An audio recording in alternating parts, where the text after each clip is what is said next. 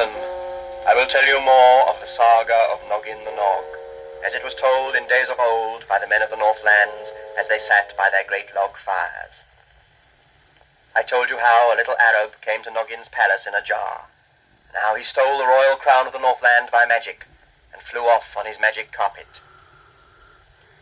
I told you how Noggin and Thornogson ran down to the harbour where the flying boat, which Olaf the Lofty and Graculus had made, was moored. Everybody ashore now. We're on our way. Where's Graculus? Here I am, and here's the Arab shoe. Right. Find the handle, Thornogson. Oh, come on, don't waste time.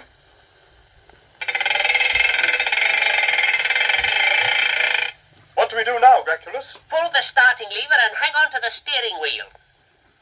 Righto then, here goes.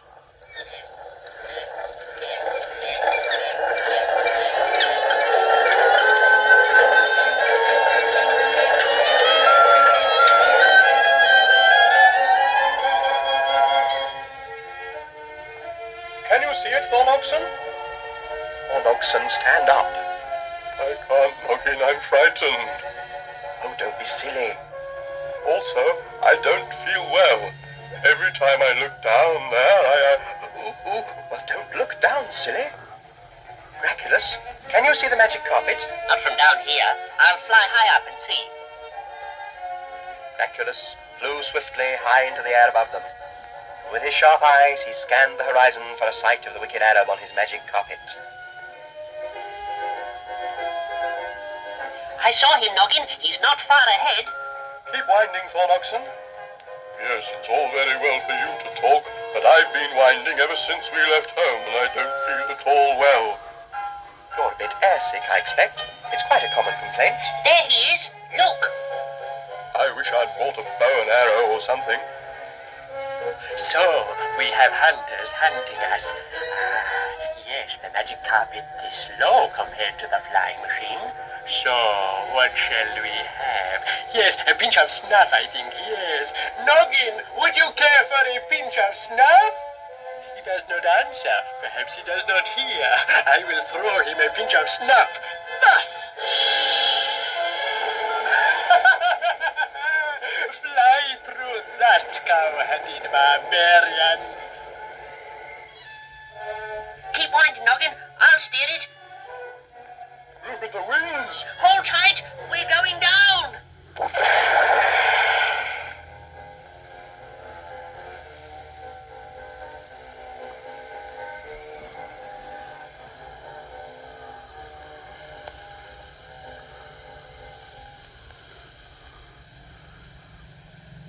Well, we're down. So much for your flying machine, Graculus. My flying machine? Who insisted on using leather for the wings? I said feathers all along. Oh, so you did. And I told Olaf to use leather.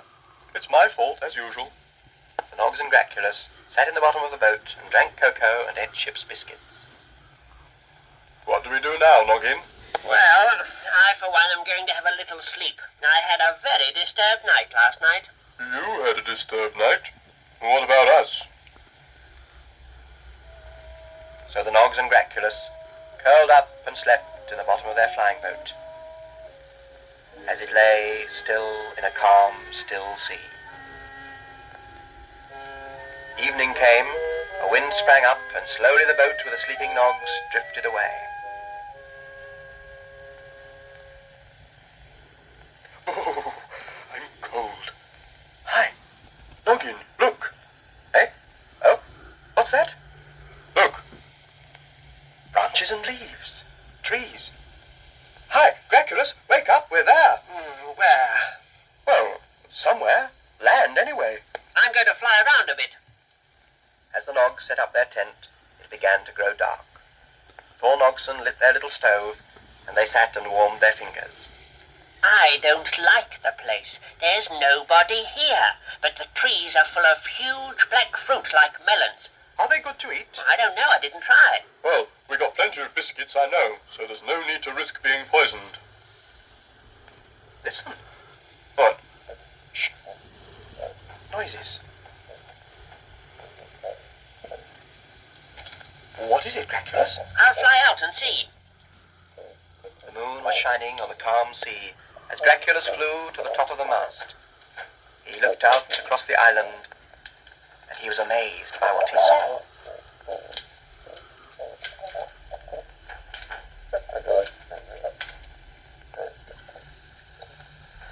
What is it, Graculus? It's birds, the great aups. This must be the island where they come to feed and roost for the night. Great aups? I've never heard of them. Are they big birds? Big? They're vast. They're as big as houses and tall as the towers of your castle. Oh dear, are they fierce? No, thank goodness. They are very, very timid. That's why most people haven't heard of them. They spend the day flying high in the mountains and come back here at night to sleep and feed. Listen. I hear nothing. Good. That means they've settled down for the night. Fetch those ropes out of the box and follow me. What? Come on, only be quiet. Absolutely silent or we'll scare them away. Come on. The huge birds had tucked their heads under their wings. They slept as Noggin and Thorn Oxen crept through the grass under the huge trees where they perched. Here's one. Now tie one end of one of the ropes to that tree root. Good. What's Graculus doing? I don't know. Keep quiet. Tie the rope on here.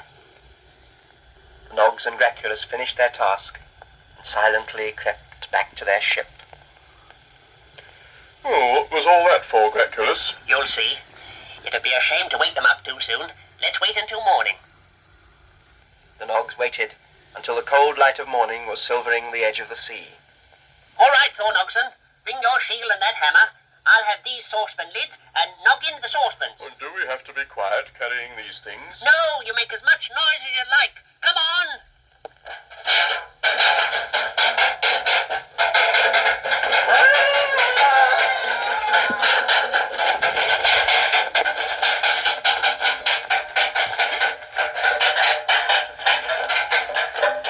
All right. Stop now. Let's go and see what we've got. The Nogs collected 12 fine feathers, each taller than a man.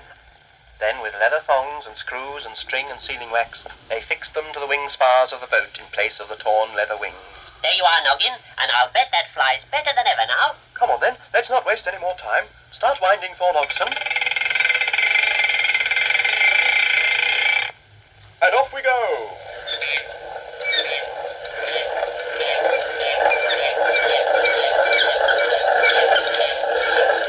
It flies, Graculus, better than ever. I told you it just wanted feathers. Come on. The Nogs flew on towards the midday sun. It grew hot. Soon Noggin looked down and saw below them a sea. A dry sea of silver sand stretching away to the horizon. That will be it, I expect.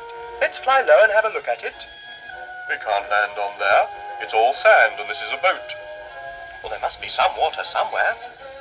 Look, over there. There's some palm trees. And yes, there's a lake and a house. A funny-looking house. Yes, and I'll bet there's a wicked magician in it, waiting to do something nasty to us. I'm fed up with magic. Thorn Oxen was right. There was a magician in the house, but he was wrong to think he was a wicked magician. He was just an ordinary, nice, kind old gentleman who kept a genie in a pot. Come out then, oh smoky one.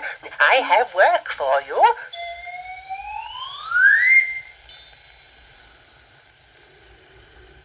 What is your wish, O master of the world?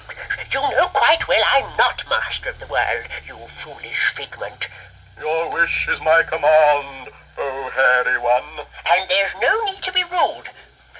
I want something for the garden.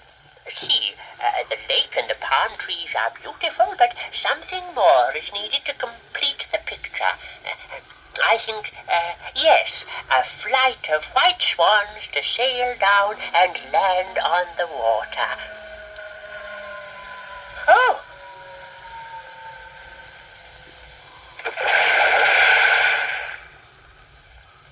That was quick, oh magic one. But I ordered white swans, not a dirty old boat with feathers. No, you never do anything quite right, do you? It was none of my doing, O master. Oh, well, get back into your pot then.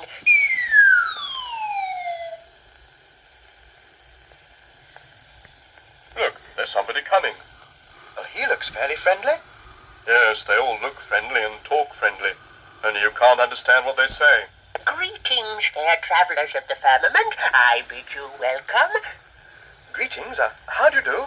My name is Noggin. And mine is Harun ibn Daud. I beg you, leave your strange equipage and grace with your presence my humble abode. I will offer you refreshment, for it is written that to the hungry traveller the bread of poverty is as the food of God. You see, you can't understand a word they say. It's all double talk. Oh, no, it's quite simple. It means come up to the house and have something to eat. Oh, well, that's more like it. I'm hungry. Harun ibn Daud led them to his house and bade his genie give them food and drink. Thorn Oxen was a bit nervous about being served by a cloud of smoke with a face, so the genie obligingly became invisible and offered them delicious food on plates which appeared to move on their own. Noggin told the old man all their story, how the Arab had stolen the crown and how they chased him in the flying machine. When he had finished, the old man looked grave. Ah, yes, I know what you say is true. There is great wickedness in this land.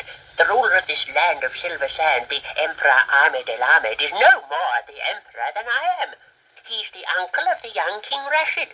He seized the throne when the young king was away seeking a bride, and when he came back, threw him into the dungeons. Oh, yes, I know the sort of thing. As for this Northlander who claims your crown, and I know there is such a man at the palace. He is friend and counselor to the so-called emperor, but I've never seen him. I don't go to the great city anymore.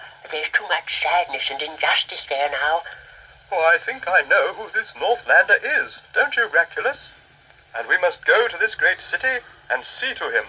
Well, I beg you, do not fly there in your ingenious flying machine, for it is written... I beg your pardon, because you would obviously be spotted. And although I doubt if the chap with the carpet and the crown has arrived yet... But he was way ahead of us. Ah, yes, but magic carpets are slow. That's one of the troubles with them. Oh, any old pigeon can race a magic carpet. But I was saying, I think it would be as well if you disguised yourselves and entered the city as simple travellers. I can arrange it.